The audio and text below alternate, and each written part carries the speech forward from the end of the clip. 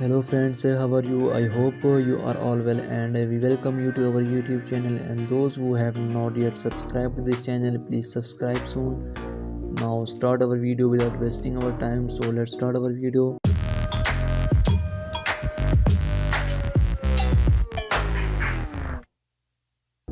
Today in this video I will show you how to set your WhatsApp password. So first of all you have to just open your WhatsApp, and now you can see the three dots in the top corner. You have just click on it. Now you can see the setting option, just click on it, and you can see the account option, just click on it.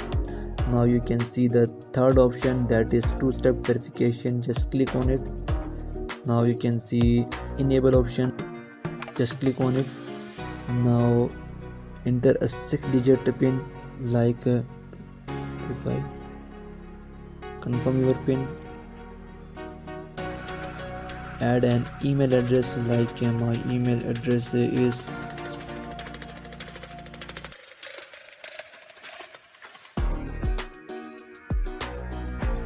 this.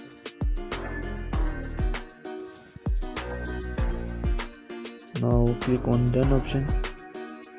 Now shut down the app, and then you reopen the WhatsApp.